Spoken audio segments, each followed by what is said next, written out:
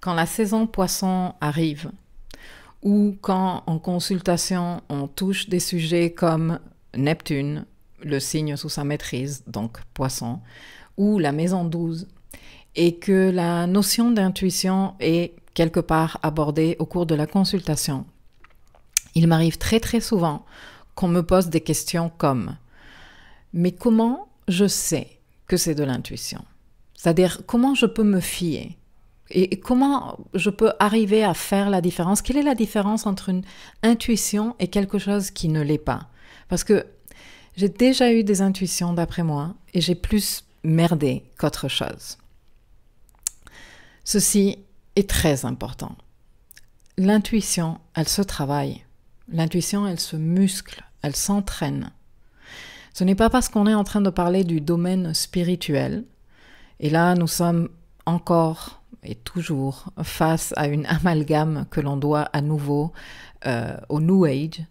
Ce n'est pas parce que c'est du domaine spirituel que cela nous est donné naturellement, entre guillemets. Ceci est une intox majeure. C'est une information fausse, erronée, qui porte fortement à confusion et qui entretient une pensée magique. La discipline, le travail et l'entraînement sont essentiels niveau spirituel si tu veux sortir de l'errance et commencer à vraiment faire contact avec ton pouvoir personnel. La semaine dernière, au cours du live sur Facebook sur le climat astral du moment, je parlais de ça, de comment il est essentiel d'être affiné intérieurement, être accordé pour faire contact avec la partie la plus spirituelle de nous-mêmes. Et c'est à travers une pratique disciplinée que l'on arrive à s'accorder, à s'aligner ou à s'illuminer, si tu veux le dire comme ça, intérieurement.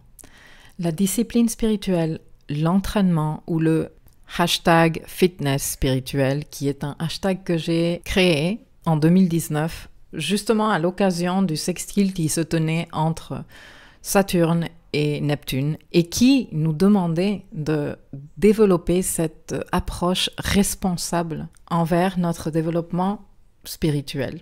Je laisserai d'ailleurs les liens vers les quelques articles que j'avais écrits ou enregistrés à l'époque ici en dessous pour que tu puisses aller les consulter si cela t'intéresse.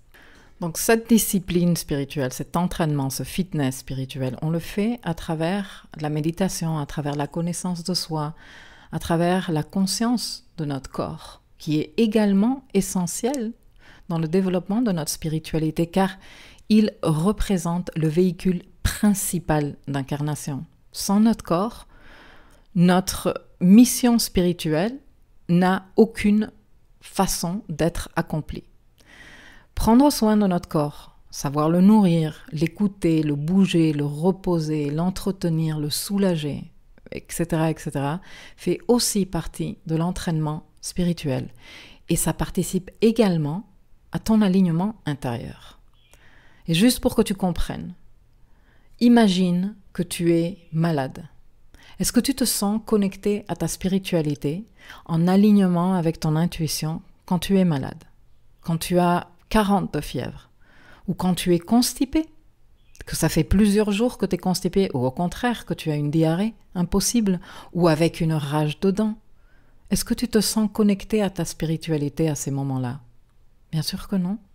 Ton corps, la forte douleur, l'inconfort prend toute la place dans ton esprit. Il n'y a plus de place dans ton esprit pour autre chose. Eh bien c'est pareil, mais un peu plus subtil, quand on mange n'importe quoi, quand on mange du fast-food. Comment peut quelqu'un être aligné avec soi-même lorsqu'il mange de la bouffe préfabriquée et plastifiée ? Ce n'est pas possible. Le soin du corps, un soin sain et équilibré par une compulsion obsessionnelle, est essentiel dans une pratique spirituelle. Plus tu es entraîné, plus tu es aligné, plus tu es accordé intérieurement et plus tu développes un rapport fin et très fiable avec ton intuition. Et à contrario, moins tu es entraîné, plus tu es dans le brouillard, dans la nébulosité et un peu dans l'errance spirituelle. Ce n'est pas pour rien que tous ces termes, spirituel, spiritualité, intuition, illumination, mais aussi brouillard, brume, nébulosité, confusion, errance, tous ces termes-là sont en rapport avec l'énergie poisson et aussi avec l'énergie neptunienne. On se retrouve face à l'éternelle dualité poisson. Est-ce que ceci est une connexion à mon intuition ou est-ce que je suis dans une fantaisie parce que je ne vois pas clair? Pourquoi? Parce que l'intuition vit dans un royaume brumeux et que si on n'est pas accordé intérieurement, eh bien on cherche à voir avec les yeux. Mais l'intuition est tellement plus subtile que ça parce qu'elle n'appartient pas au monde de la 3D. L'intuition appartient au monde de la 5D. Dans la 3D, on voit avec les yeux, oui. Dans ce monde matériel dans lequel on vit tous, on voit avec les yeux. Dans la 5D, non.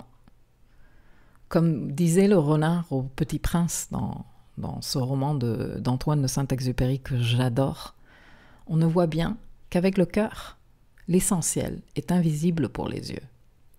Mais ce cœur, qui est notre intuition, il faut avoir pratiqué son langage pour se retrouver dedans.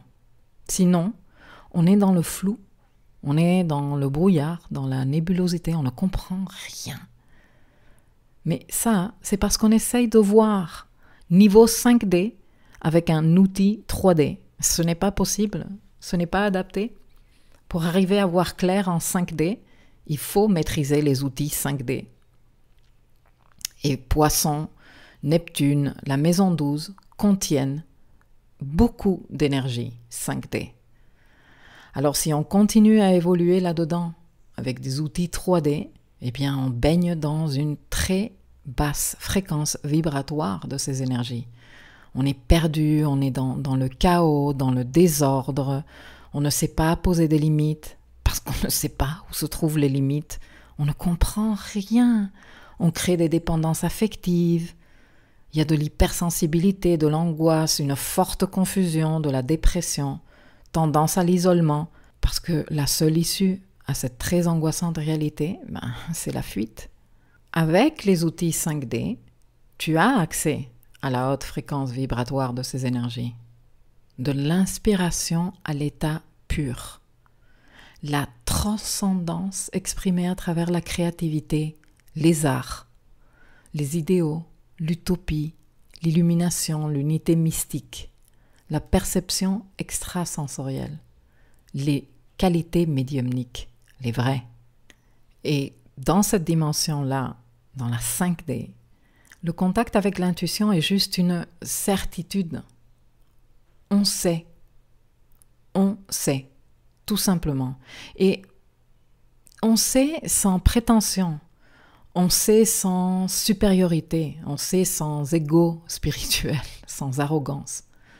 On juste sait. C'est une certitude. Mais ça se pratique, ça s'entraîne, ça se cultive. Et tu me diras, comment? Je fais comment? Et je te réponds, à travers la connaissance de toi. Tout simplement. À laquelle tu peux accéder par multiples voies et multiples disciplines, toutes, d'après moi, complémentaires. Je vais te donner quelques exemples. La connaissance de toi à travers une thérapie ou différentes thérapies. La connaissance de toi à travers le travail corporel. Mieux encore, s'il s'agit de disciplines corporelles conscientes comme le yoga, la biodanza, le pilate.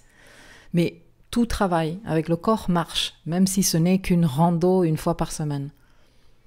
La connaissance de toi à travers la méditation.